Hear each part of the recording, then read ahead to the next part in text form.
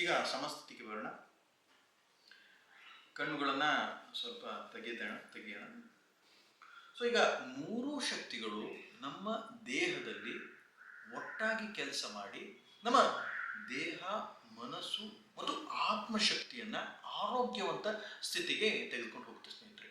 ಈ ಒಂದು ಕ್ರಿಯೆಯನ್ನ, ಈ ಒಂದು ಸ್ವಯಂ ಸಂಮೋಹನ ಕ್ರಿಯೆಯನ್ನ ದಿನಂಪ್ರತಿ 1 ರಿಂದ 2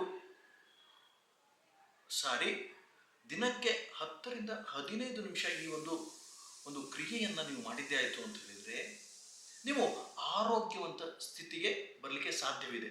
ನೀವು ಯಾವುದೇ ತರಹದ ರೋಗವಿರಲಿ, ದೀರ್ಘಕಾಲಿಕ ಯಾವುದೇ ಒಂದು ರೋಗವನ್ನ ನೀವು ಹೊಂದಿದ್ರಿ ಅಂತ ಹೇಳಿದ್ರು ಈ ಒಂದು ಕ್ರಿಯೆಯನ್ನ ನೀವು ದಿನಂಪ್ರತಿ 2 ಸಾರಿ ಮಾಡಿದ್ದೇ ಆಯಿತು ಅಂತ ಹೇಳಿದ್ರೆ ಆರೋಗ್ಯ ಬರುವುದು ಖಚಿತ ಅಂತ ನಮಗೆ ತಿಳಿಸ್ತಾ ಇದ್ದಾರೆ. ಇದಿಷ್ಟು ಇವತ್ತಿನ ಮಾಹಿತಿ. ಈ ಮಾಹಿತಿ ನಿಮ್ಗೆ ಏನಾದ್ರು ಲೈಕ್ ಆಯಿತು ಅಂತ ಹೇಳಿದ್ರೆ ನಮ್ಮ ಚಾನಲ್ ಲೈಕ್ ಮಾಡಿ, ಶೇರ್ ಮಾಡಿ, ಸಬ್ಸ್ಕ್ರೈಬ್ ಮಾಡಿ ಅಂತ ಹೇಳ್ತಾ ಮುಂದಿನ ಒಂದು ವಿಡಿಯೋದಲ್ಲಿ ಭೇಟಿಯಾಗೋಣ ಅಂತ ಹೇಳ್ತಾ ಈ 2 ಮಾತುಗಳನ್ನ ಮುಗಿಸ್ತೀನಿ. ನಮಸ್ಕಾರ, ಧನ್ಯವಾದಗಳು.